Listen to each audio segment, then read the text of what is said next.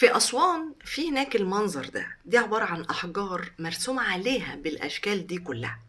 إيه هي الرسمة دي وإيه هي الرسومات دي وإيه الهدف منها؟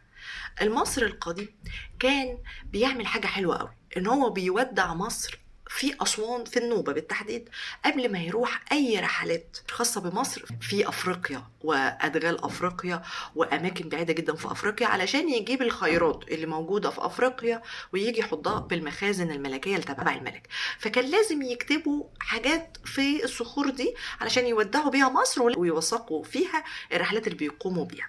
فالصخور دي كلها كنوز أثرية مفيدة جدا لنا، بس زي ما انتم شايفين مشوار طويل جدا والصخور غريبة وتقيلة وحجمها فعلا رهيب. هنوصل هنا لحاجة مهمة جدا، ايه هي؟ لوحة المجاعة. لوحة المجاعة دي وراها قصة كبيرة كبيرة كبيرة كبيرة. طبعا أنا مش هتكلم عنها، بس هحكي عن حاجة واحدة بس. ايه الكسر ده؟ ايه لازمته؟ مين عمله؟ وراه حكاية كبيرة، خاصة ان القصة دي مهمة جدا، بس مش زي ما الناس بتدعي. اول حاجة، الفيديو اللي فات ده مش تصوير خالص، هو تصوير لاستاذ بركة، صاحب صفحة التيك توك والفيس باسم بركة، انسان محترم جدا، هحط المنشن بتاعه. عنده شوية فيديوهات رهيبة، فبصراحة هو اهدى ليا الفيديو ده عشان اتكلم عن اللوحة دي. طبعا اللوحة دي انا ما اقدرش ان انا اتكلم عنها في فيديو، لانها وراها قصص كتير قوي قوي ولازم تعرفوها، بس انا ركزت على الشرخ. ليه؟ لان انا كنت قريت قصة زمان بس مش لاقياها دلوقتي ومش عارفة ايه السبب. هل هي قصة حقيقية ولا ده خيال مني، ولا انا كنت قريت ايه بالظبط؟ انا مش عارفة.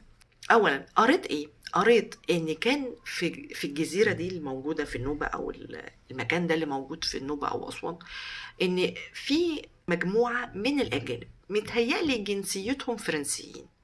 المجموعة من الأجانب دول مش فاكرة إمتى بالظبط بصراحة، بس هي في الفترات القديمة كانوا قاعدين في المكان ده وعملوا حفلة. وأثناء هم ما بيعملوا الحفلة وطبل وزمر وهيصة، كان في مجموعة منهم كانت عايزة تروح تسرق اللوحة دي. كسروا الجزء اللي انتوا شايفينه ده. ايه السبب ان هم يكسروها؟ هم كانوا عايزين ياخدوا اللوحة، بس لقوا ان الصخرة كبيرة بالشكل اللي انتوا شايفينه ده وصعبة الكسر وصعبة النقل وصعبة كل حاجة. فهم حاولوا ان هم يقطعوا جزء منها وياخدوه، وبعد كده يرجعوا ياخدوا الجزء التاني. والموضوع ده على فكرة عملوه في اكتر من قطعة اثرية، يعني مش غريبة. يعني انا لما جيت قريت القصة دي انا ما استغربتش بصراحة، لانها حصلت في اكتر من اثر، من ضمنها البرديات. انتوا عارفين ان هم كانوا بيمسكوا البرديات يقطعوها كده عشان يعرفوا ينقلوها؟ الكلام ده كله في مرحلة الملكية عشان تكونوا عارفين.